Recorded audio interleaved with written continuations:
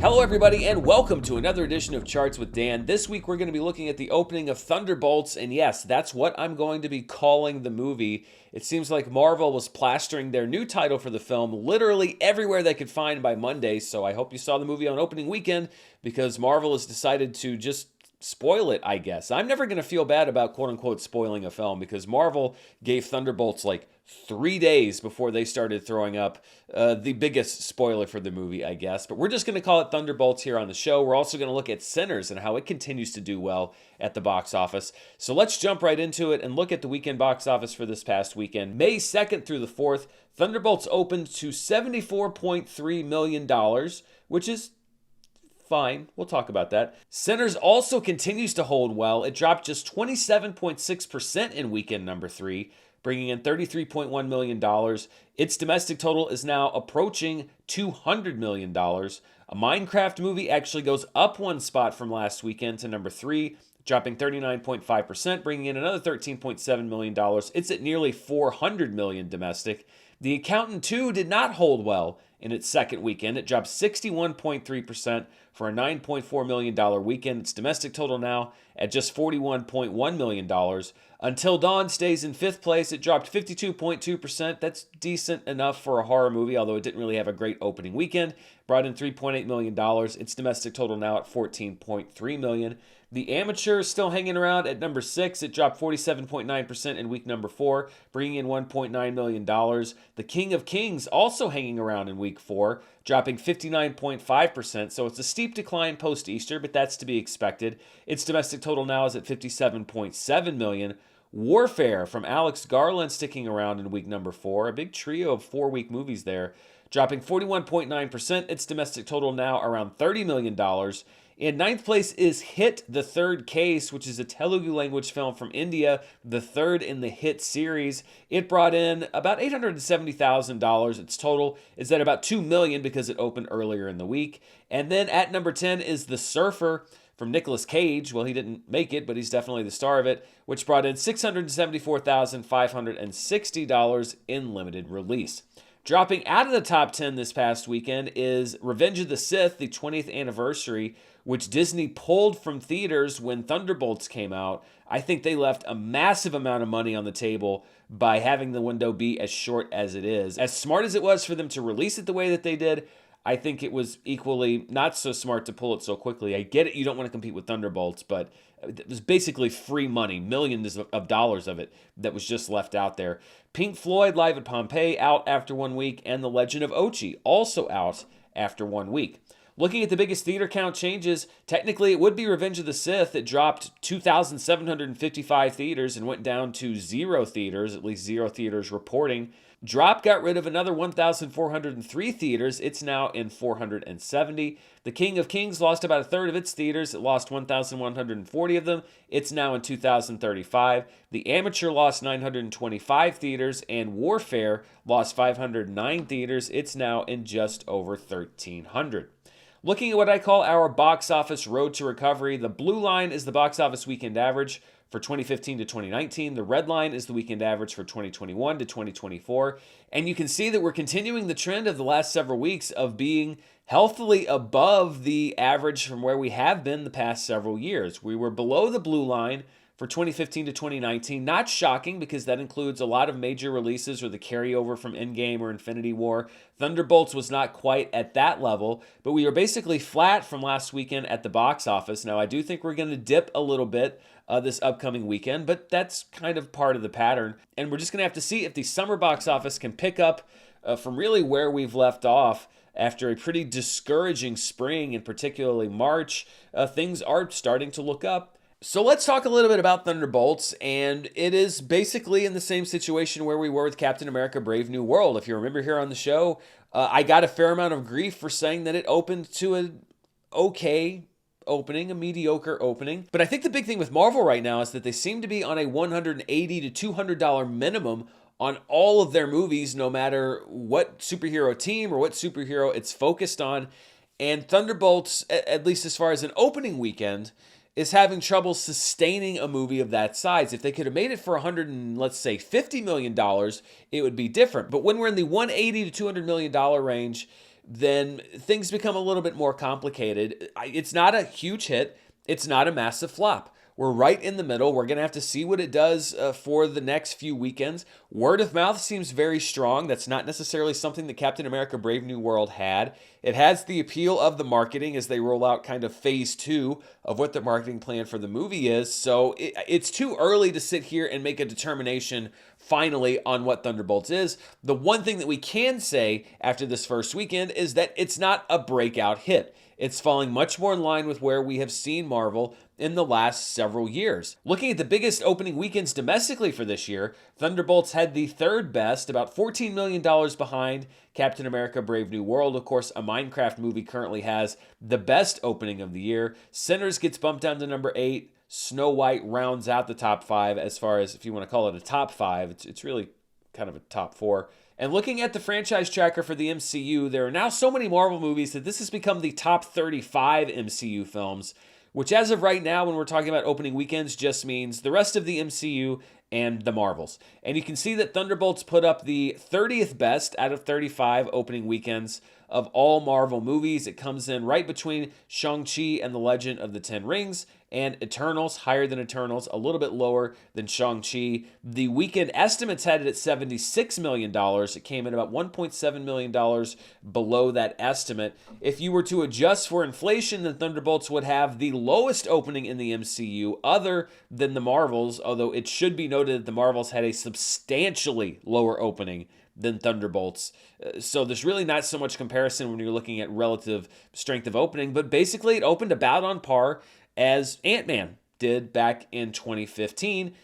I don't think that's an unreasonable expectation for Thunderbolts. Again, it's all about budget. And I still think that the budget on these MCU films is overly inflated. I think they're budgeting like it's 2018, 2019, when the reality is it's 2025.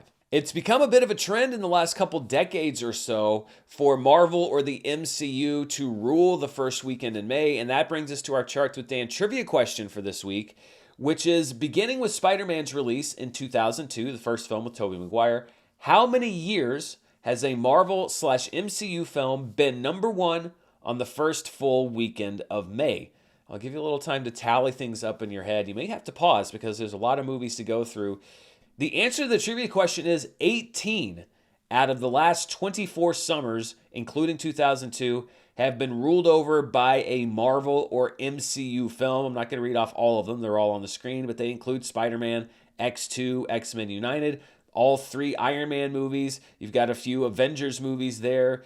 Guardians of the Galaxy Volumes 2 and 3. Thunderbolts is the latest one to join this club. Marvel just really loves this first weekend in May. They've kind of helped redefine the summer movie season as beginning in the first weekend in May. The only years that were not ruled by a Marvel movie in the first May weekend were 2004, which was Van Helsing, 2005, which was Kingdom of Heaven, 2006, which was Mission Impossible 3. Then we had 2020, which was basically devoid of releases, very small releases. 2021, which was Wrath of Man. And then last year, actually, when The Fall Guy had a very disappointing opening to kick off the summer movie season. And last week I asked members here on the channel, what's your favorite Marvel movie that opened on the first weekend in May? And once again, I'm surprised. I thought that Iron Man would maybe not win the poll, but would be competitive to the poll. But the first Iron Man movie actually came in last place with just 12% of the vote. Coming in third place was X2, X-Men United with 15%. But this was a competition between Spider-Man and the Avengers, and Tobey Maguire's original Spider-Man film eventually lost 32% to 42% to the first Avengers movie, which is a really solid film. I think I might actually put Avengers personally on my list, third or fourth. That's nothing against the Avengers. I just like those other movies better. So the member polls here continue to surprise me from week to week. And this week we're doing another one of those sort of different member polls. My question is, what remaining May release this year are you most looking forward to? And instead of limiting your options, because the poll can only be so many movies, I'm going to ask you to go to that member poll, that fan poll question that's posted for channel members. Leave the movie you're most looking forward to in the comments of the poll. If your favorite is already there, then I want you to upvote it. I'm not going to count the comments. This is going to be based on upvotes, thumbs up over in the member poll section.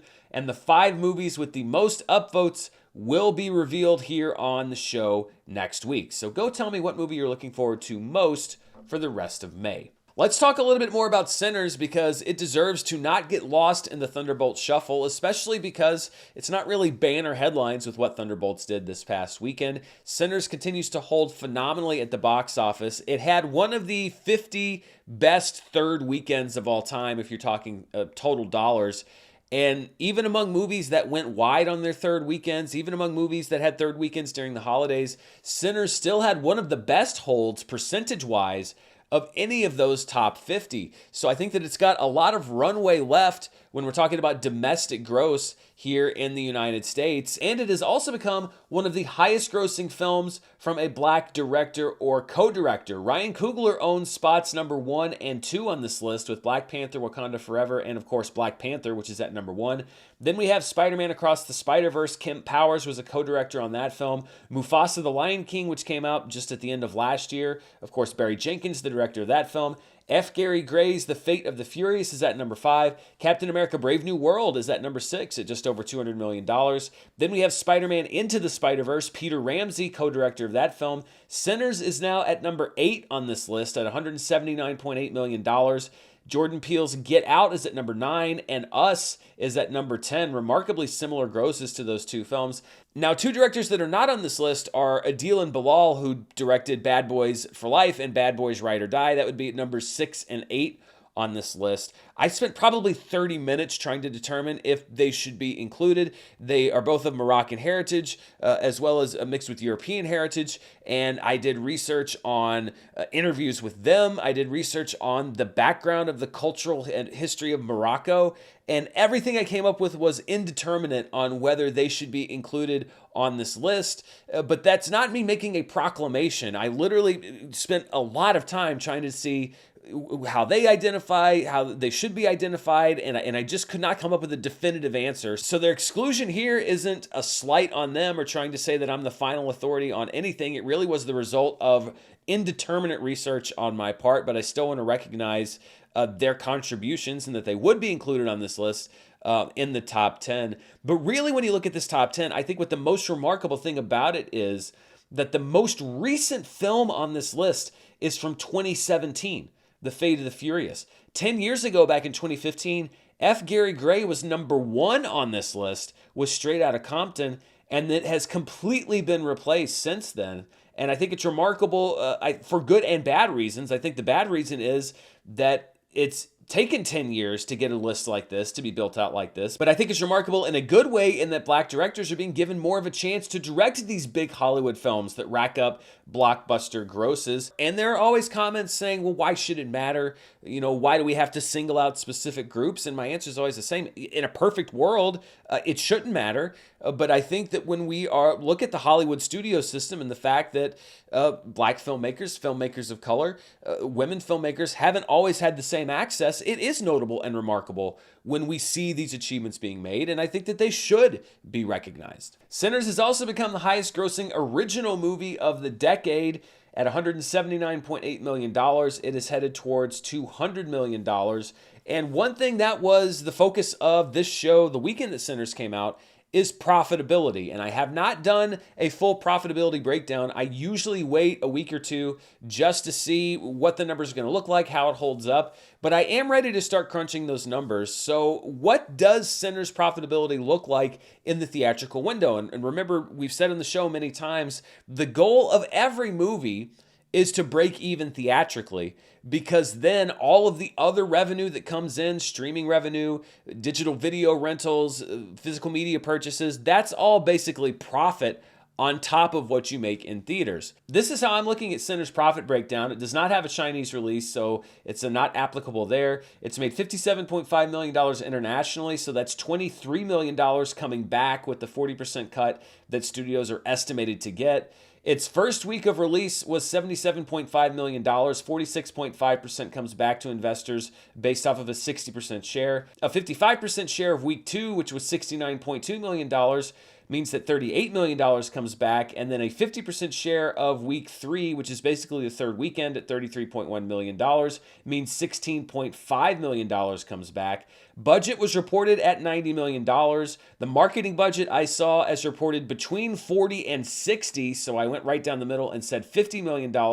So that puts costs at $140 million. The worldwide gross right now is 237.3. Because it's so domestic heavy, we see more in the net than we would if it were a world heavy movie. So $124.1 million net against costs of $140 million means that right now Sinners is very close, according to my estimates, to breaking even theatrically. $15.8 million at a 50-50 split. That essentially means that it has to do $32 million more domestically to hit that profitability marker here in the United States. I think it should do that this week easily. So if we looked at these numbers next week, I think that we would see Sinners in the green, that it would have broken even theatrically.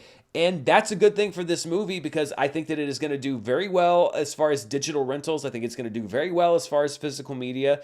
We talk about the streaming revenue. Yes, that is going to be from one division of Warner Brothers to another division of Warner Brothers because I'm sure it will start on Max, but it will have a second life on another streaming platform somewhere. So some of that streaming revenue is going to come from outside WB. Basically, the point is that I think Sinners is going to be a very profitable film for Warner Brothers, which is what the whole brouhaha really was the first weekend that it came out. The fact that it has held so well at the box office means that this is going to be a moneymaker for Warner Brothers and a moneymaker for Ryan Coogler. Some people might say, well, why didn't you put Ryan Coogler's first dollar gross on this profitability breakdown like you did with Christopher Nolan when we were talking about Oppenheimer? It's because we knew the terms of Nolan's deal, or they were widely reported, at least for Oppenheimer. We knew how much he was taking of the first dollar gross.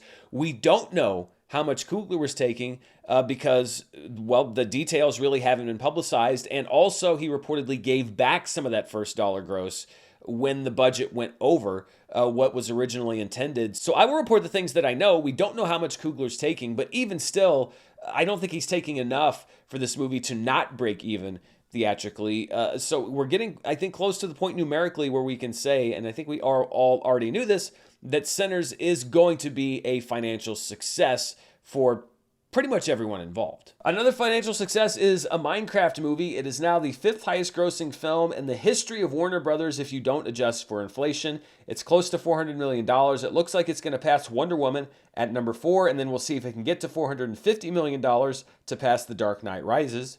And one movie that kind of got lost in the Sinners shuffle is Warfare. Warfare is now the 8th highest grossing film in A24 history. It is above Baby Girl and Moonlight, and just behind The Iron Claw and Hereditary. Civil War is at number 2, behind Everything Everywhere All at Once. And Warfare is also the 4th highest grosser for Alex Garland as a writer and or director. It's ahead of Ex Machina, which brought in $25.4 million. It's about $2 million behind Annihilation, so it looks like it's going to wind up at number 3 on this list. 28 Days Later is in second place with $45 million. Then we have Civil War at number 1 with $68.7 million. We will see if 28 Years Later can move up this list or maybe even take the number 1 spot later this summer. We've got so much more to break down, but before we do, I want to thank the sponsors for this week's show. This video is brought to you by Chubbies. With the weather warming up, one of my go-to outfits is my Friday shirt from Chubbies. It's great for a relaxing day outdoors. And speaking of outdoors, isn't it about time that you let your legs escape from their winter prison? They've been cooped up in jeans and pants all winter, and they're ready to be liberated courtesy of the Line Swim collection from Chubbies. You'll be as comfortable and natural as you can legally be with Chubbies trunks, featuring wild prints, liners to prevent chafing, and 4-way stretch that's optimal for those crazy dives that you've been wanting to try out all year. These are swimsuits that are meant to make waves, and you'll be getting a lot of waves from people who enjoy cool swimwear, I guess. The point is, you're going to love them. And when it's time to towel off and leave the pool, you can throw on a pair of Chubbies Everywhere shorts, built for all of your summer adventures. You can also pair these shorts with a performance polo or a Sunday shirt. Really, whatever outfit your mind can dream up, Chubbies has it, providing those dreams contain clothing that is in stock on their website. Whether you're getting dressed for your workday, a workout, or a weekend getaway, Chubbies has you covered. And for a limited time, Chubbies is giving viewers of the show 20% off your order with my code DAN20 at chubbiesshorts.com. That's code DAN20 at chubbiesshorts.com. Support the show and tell them that I sent you. Don't blend in with the crowd. Stand out with Chubbies. This video is brought to you by Factor. You know, I think spring might be my favorite season. It's not too cool, not too hot, everything gets nice and green. It's really the perfect time of year to spend, well, not indoors. And if you want to make the most of your spring, you can save all those hours of meal prep time with Factor. Factor meals arrive fresh and ready to eat in just 2 minutes, and they're perfect for any active lifestyle, with over 45 choices every week to fit your goals, including gourmet meals with options ranging from Calorie Smart, Protein Plus, Keto, and more. And Factor can power your entire day, including amazing breakfasts, lunches on the go, and guilt-free snacks and desserts. It's all of the flavor with none of the fuss. On the menu this week are some of my personal favorites, including 2 filet mignon options and a blackened salmon with just the right amount of spice. It's really just like you'd order in a restaurant. You can get started today at factormeals.com/Murrell50off and use code Murrell50off to get 50% off plus free shipping on your first box. That's code Murrell50off at factormeals.com/Murrell50off for 50% off plus free shipping. So that's what's going on domestically at the box office. Let's take a look internationally at markets outside of US and Canada. And the number one film internationally was Thunderbolts with $86.1 million. A Minecraft movie comes in second at $26.6 million. In third place was The Dumpling Queen, which is based on a true story about a woman in China who started a successful dumpling business. In fourth place is A Gilded Game, which stars Andy Lau, about a young student who enters the high-pressure world of finance. This was the Workers' Day or Labor Day holiday in China this past weekend, which is why we're seeing a couple of Chinese releases here. And then in fifth place is an anime hit in Japan, specifically Detective Conan One-Eyed Flashback, which brought in another $10.4 million. A very popular film in that franchise. When you take those international numbers, you combine them with what they made domestically, we get our top 5 films worldwide, and the number one movie in the world is Thunderbolts at $162.1 million. Sinners is in second place at $43.4 million. It dropped off 25.8%. A Minecraft movie dropped 33.4%, but brought in another $40 million. Its total now worldwide is at $873 million. The Dumpling Queen comes in fourth place, and The Accountant 2 drops 56.4%, bringing in $16.6 million. Its worldwide total is now at $65.7 million. These are the top 10 highest worldwide opening weekends so far this year. A Minecraft movie has the highest at $313.4 million. Ne Zha 2 at $283.5 million. All of that basically coming from the Chinese market. Captain America Brave New World had the fourth biggest worldwide opening at $180.9 million. Thunderbolts isn't that far behind at $162.1. Then we have Detective Chinatown 1900 with $129.3 million. Snow White at $86.5 million. Sinners at $63.4 million. The Chinese film Creation of the Gods 2, Demon Force at $42.9 million. Star Wars Episode 3, Revenge of the Sith, which opened to $42.2 million for the re-release worldwide. And then Dogman at $40.1 million. All right, let's take a look at some of our specialty charts domestically this past weekend. And we will look at the per theater averages first. Thunderbolts was number one with $17,159 per theater in each of its 4,330 theaters. In second place is Pavements, which is a documentary about the band Pavement, which brought in $13,000 in one theater. The 35mm restoration of 8.5 is still in the top 5 here. It brought in $12,101 in one theater. Drop Dead City comes in fourth place, bringing in $10,902 in one theater, and then Sinners rounds out the top 5, bringing in $9,890 per theater in each of its 3,347 theaters. We don't often see a wide release on this chart in week number 3. Looking at movies in limited release, which I define as 1,000 theaters or fewer, Hit the Third Case comes in first place in 590 theaters at about $870,000. The Surfer comes in second, bringing in around $700,000 in 884 theaters. In third place is Guru Nanak Jahaz in 170 theaters, which brought in just over $670,000. It's a Punjabi language film from India set in the 1900s on an ocean voyage. In fourth place is Raid 2, not The Raid 2, but Raid 2, which is another film from India. It's a Hindi language action film about an Indian revenue service officer fighting white-collar crime. It's a sequel to 2018's Raid, and it brought in $618,000 in 380 theaters. And then rounding out the top 5 is a horror film called Rosario, which brought in just over $500,000 in 794 theaters. This is our first check-in for our domestic summer box office chart, and right now Thunderbolts is pretty alone there at number one. I'm looking at wide releases and grosses over $1 million. Looking at my predictions versus the actual summer rankings, I picked Thunderbolts to be the 8th highest grossing movie of the summer. Right now it is at number one.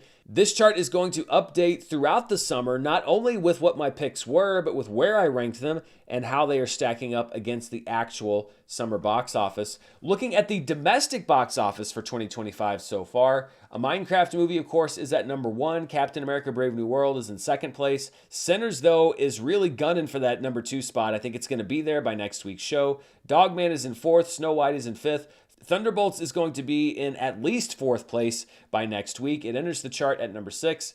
King of Kings, One of Them Days, Mickey 17, and Paddington in Peru all drop down one spot, and The Monkey is out of the 2025 domestic top 10. Looking at the 10 highest grossing films worldwide for 2025, of course, Nudge 2 remains number one with $2.1 billion. A Minecraft movie is getting close to that $900 million mark. We'll see if it's got enough gas in the tank left to get to $1 billion. I think it's going to be pretty close. Detective Chinatown 1900 is in third place. Captain America Brave New World is in fourth. Sinners for right now is in fifth place at $237.3 million. That bumps Snow White down to sixth and Creation of the Gods 2 down to 7. Who had Sinners beating Snow White worldwide on their box office bingo card? Thunderbolts enters the charts at number 8 with $160.5 million. Dogman is in 9th place. Bridget Jones' Mad About the Boy is in 10th place. And Mickey 17 is out of the worldwide top 10. So that's what's going on at the box office. Let's take a look now at what's happening in the world of streaming, and we'll start with the latest numbers from Netflix. These cover the dates of April 21st to April 27th. New numbers will hit later today. And Havoc, the latest film from Gareth Evans, who did direct The Raid 2, is at number one.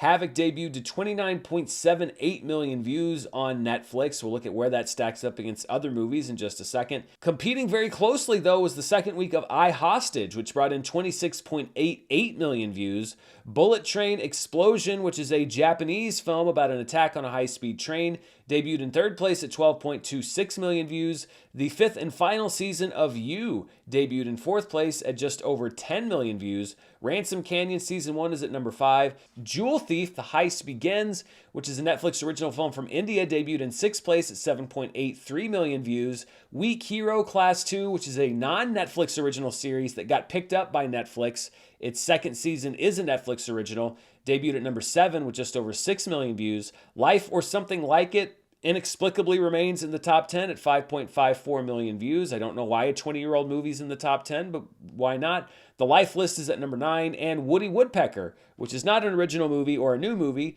but is in the top 10, came in at 5.47 million views. And when we look at the top Netflix movie debuts this year, Havoc comes in healthily behind, but only behind Back in Action at 29.78 million views. That's better than The Electric State, Kinda Pregnant, and The Life List, which make up the rest of the top 5. And when we look at overall viewership weeks for Netflix movies this year, Back in Action holds the top 2 at identical 46.79 million view weeks in week number 1 and week number 2. But Havoc had the third best week as far as total views for any movie so far this year at 29.78 million. Then we have week 2 of The Life List at 29.19 million and I, Hostage at 26.88 million, bringing in those views in week number 2. And as far as overall Netflix debuts, whether it's a movie or a show, limited series, etc., Havoc had the third best debut for any program on Netflix this year, behind Back in Action and American Murder, Gabby Petito, and ahead of The Electric State and Kinda Pregnant. These are the most watched Netflix movies in 2025.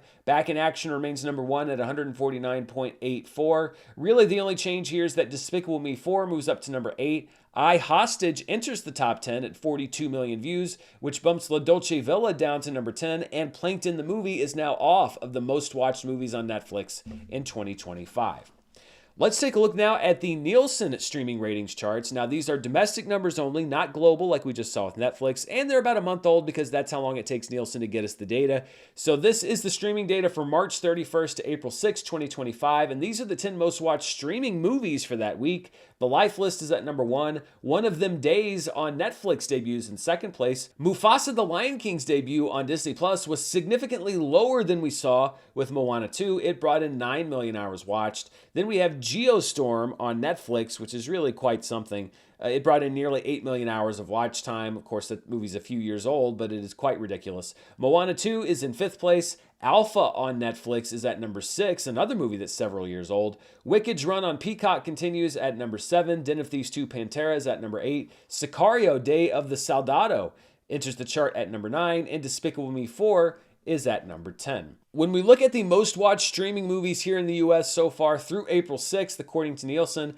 The Life List is now at number 10, which bumps out Venom: The Last Dance. Wicked is now at number 6, followed by Den of Thieves 2 at number 7. But the big news here is that Moana 2 has passed Back in Action, according to Nielsen streaming ratings, to become the most watched streaming movie in the US this year so far at 72.2 million hours watched. You can see the original Moana is also on this list at number 9. Moana is just a big streaming win for Disney and Disney Plus.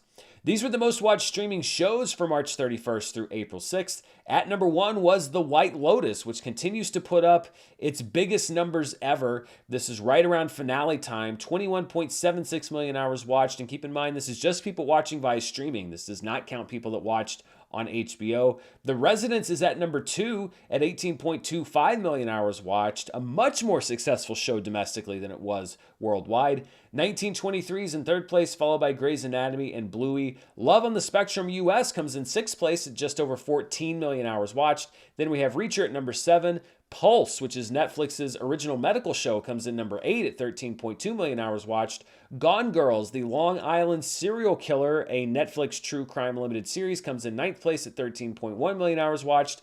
And The Rookie on Hulu rounds out the top 10 at just over 12 million hours watched. When we look at the top 20 for Nielsen as far as watch time per available episode, so you take the top 20, you divide each show's watch time by the number of episodes you could watch.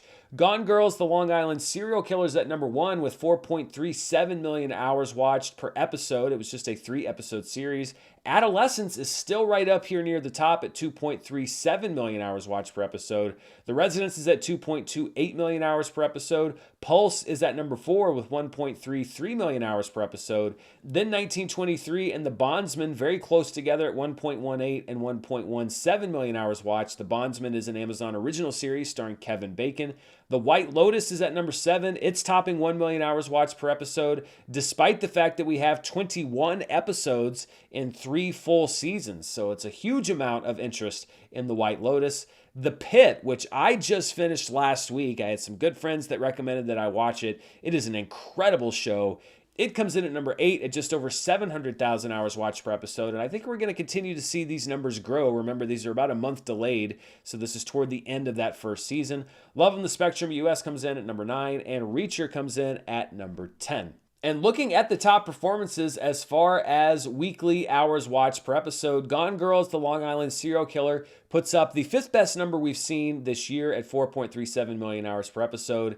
It's bested by American Murder, Gabby Petito, Squid Game, Zero Day, and then Adolescence, which had 6.01 million hours watched per episode back on the week of March 17th through the 23rd. That sets the high water mark so far this year. These are the most watched original streaming series of 2025 so far, and we have a couple of new additions here to the top 10. The Residence is at number 8. Adolescence enters the top 10 at number 10. Zero Day gets bumped down to number 9. 1923 is up to number 6. And Reacher climbs over The Night Agent to become the second most watched original streaming series of the year. Only about 13 million hours watched behind Squid Game. So if it stays on the chart for a couple more weeks, it's tough because that current season is over when we look at the timeline of charts. But it's getting very close to becoming the most watched original streaming series of the year. It should be noted that The White Lotus, according to the way that Nielsen gathers data, is not considered an original streaming series because it also airs on HBO. So it's considered an HBO series that's on streaming, which means it's counted as a library or an acquired series. I don't like the way that they do it, but just to keep things not messy so that my data is matching Nielsen's, That's the way that I count it. But I think that The White Lotus would be on this list if it were counted as an original streaming series. And that's all I've got for you this week. Really quickly, though, I want to take a look at some things that might interest you if you're watching at home or heading to the theaters this upcoming week. First of all, tonight on Disney Plus, the third arc of Andor, which is episodes 7 through 9, will be airing. Then tomorrow on Wednesday night, Annabelle will be returning to theaters as part of Blumhouse's Halfway to Halloween series. They did Megan last week. I believe Ma is next week. On Thursday, Poker Face Season 2 debuts on Peacock. You can watch the first 3 episodes of the new season, with Rian Johnson returning to direct the first episode. Also debuting on Thursday is the second season of Conan O'Brien Must Go on Max. Then theatrically this upcoming weekend, not a whole lot of challenges to Thunderbolts. It should repeat as number 1 fairly easily. Juliet and Romeo is hitting wide release. It's a musical interpretation of Romeo and Juliet, because let's do this story again. Starring Rebel Wilson as Lady Capulet. Shadow Force also hits theaters this weekend. Kerry Washington and Omar Sy star as 2 ex-Special Forces operatives who went underground to start a family but now have to fight for their lives, which sounds exactly like Back in Action starring Jamie Foxx and Cameron Diaz. But this movie is from Joe Carnahan, and he made a movie called Cop Shop that I liked a few years ago. Fight or Flight will also be hitting theaters this weekend. Josh Hartnett plays a secret agent tasked with killing a high-value target on a flight from Bangkok to San Francisco, only for them to find that assassins are on board who are supposed to kill them both. It's from the producers of John Wick. It is an action film. Clown in a Cornfield hits theaters this weekend, and I mean, the title really says it all. It's a horror film from Eli Craig, the writer-director of Little Evil and Tucker and Dale vs. Evil. In limited release this weekend is a movie I can't wait to see. It's called Friendship. Tim Robinson and Paul Rudd play awkward adult friends in a movie from A24. It's going to have an expansion in a couple of weeks. It is high on my to-see list for 2025. And on Netflix this Friday is an original film called Nana's. Vince Vaughn opens an Italian restaurant with the help of some local senior citizens. So, good for him. And that's all I've got for you this week. Thank you once again to our sponsors, Factor and Chubbies. You can find out more about them in the description below. And stay tuned right here for more movie news, reviews, box office, and more. I did a video yesterday about the proposed 100% movie tariff and trying to break down what might be going on with that. You can check that out. And I'm going to be keeping my ear to the ground for more stuff like that, watching some shows and movies. And if I want to talk about them, I'll talk about them right here, because that would make the most sense, right? Thanks so much for watching Charts with Dan this week. Until next time, stay safe, and I'll see you then. Bye.